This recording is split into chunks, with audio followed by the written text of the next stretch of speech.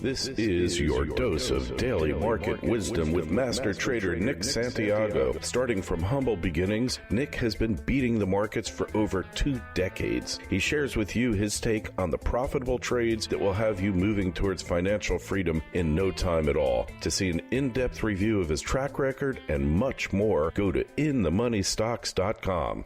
Welcome. This is your daily dose of daily market wisdom with master trader Nick Santiago. I'm Kerry Lutz. Today is 10/23/20, and this is show number 144. Well, Nick, stimulus, everything in the market now seems to be about stimulus or the lack thereof. Yeah, right now, that seems to be the main headline that we're dealing with every single day. Is there going to be a stimulus package or not? As you know, we only have about 12 days left before the election, so I don't even know if they could get anything really together and out before the election now. So I would just hold off. I don't even think they should really do one. We just had some news from Treasury Secretary Stephen Mnuchin. He made a comment that deal negotiation highlights significant differences. So if they can't really agree, let's just skip it, and maybe the president will just issue some, line items that he could get out via an executive order or something, to people that really need it. But it's terrible to see the politics at play here when there are a lot of people out there hurting. You still have a lot of states shut down. All you hear now is how the COVID cases are rising. A lot of politics at play here. Yeah, hey, same old. You think the debate yesterday had any effect on the market? I have to say, I think it might have had a little bit of a debate. Trump had a very good showing last night. A lot of things were revealed. One is the new Green Deal is real, and if Biden does win, he's going to end the fossil fuel industry, basically. So, I mean, if that's not a big revelation to a lot of people before, it is now. So that was basically said. I just think it was a pretty good showing last night for the president. The moderator, although wasn't the greatest, was better than Chris Wallace. That guy was a complete disaster. So, again, it was much better showing for the president. And then there's a lot going on that we don't know about the Biden family. I mean, they look compromised to me. So we'll have to see what comes out of that. Yeah, they sure do. And that guy had the press conference right before the debate, and he was actually present there, and he kind of blew holes through all of Biden's claims that, pretty much Biden is doing what I call the Sergeant Schultz defense. If you remember Hogan's Heroes, Sergeant Schultz was a buffoon who, whenever anything happened, said, I know nothing, and that could pretty much sum up Biden's defense there. But people have known this for a while. Now they're just filling in the details. And hey, whether people care whether Biden is a crook or not, I'm not sure that it matters at this point. I'm not sure it matters either. I think that's where we are at this stage of the game. And the irony is that the mainstream media, and I don't mean all of it, but most of it will not even report on this. And this is probably the biggest story in the world right now. And it's getting zero traction in the mainstream media. So it really is, a very, very strange time in history, at least in my life. I've never seen anything like this where the media is so slanted.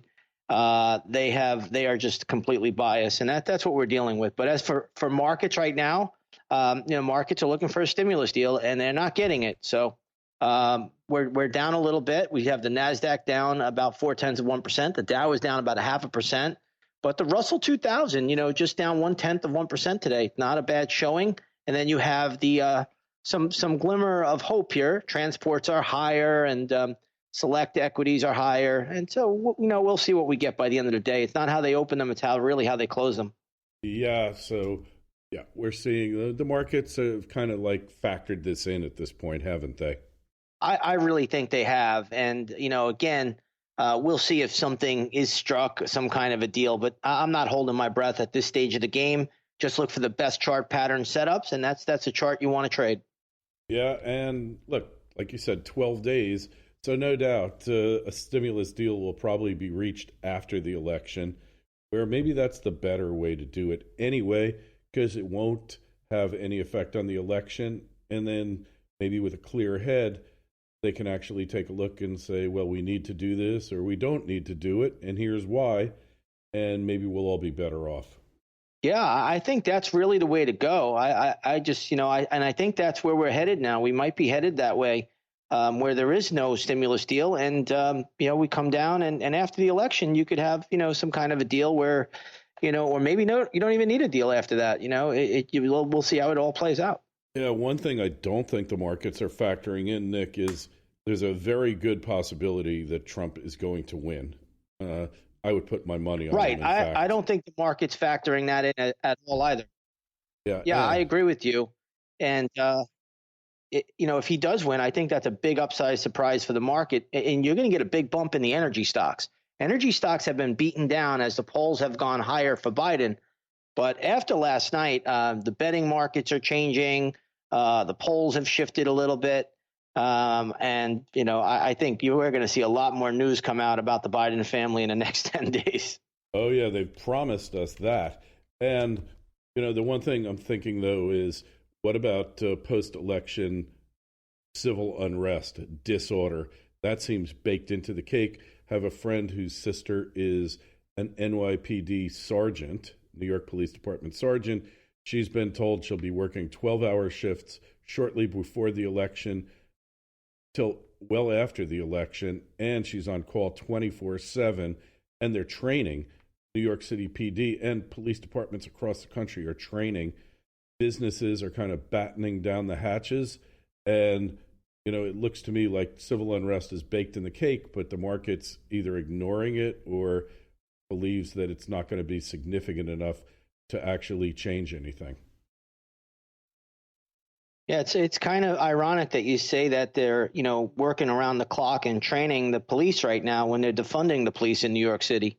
It's kind of, reverse of what you would think is happening.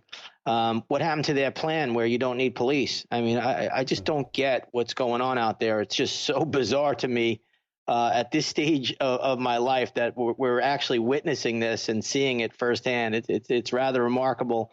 But, we keep hearing about a peaceful transition if you lose or win.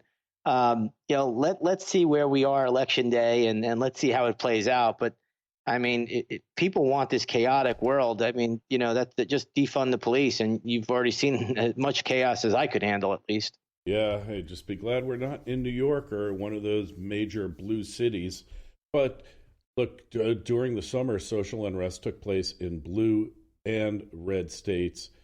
The difference was that the red governors acted to quell it very quickly. Damage was done in places like Miami, Orlando, Tampa, but nonetheless, the riots were shut down quickly, whereas in the blue states, they just kept pouring gasoline onto the fire. Yeah, and there's some gasoline still being poured onto the fire to this very day. And, the shutdowns also, I mean, we have to open up. We've been talking about this since March, since February, I believe, that you have to open up. And, we're just seeing places still will not open up. I mean, if you open up, you're going to get the economy moving again. You'll get people back to work. And, that's what people want in life. They don't want to be, told what to do. At least I don't want to be. I don't know about everybody. Maybe some people enjoy that. But again, it really is rather crazy that we're living in this point in time in history where, government is just telling you what to do. I grew up when my dad always told me, be careful of government. They don't really run anything efficient. I mean, I forget the old Milton Friedman saying, but he said if the government ran the desert, they'd run out of sand. And if they ran the fertilizer business, they'd run out of manure.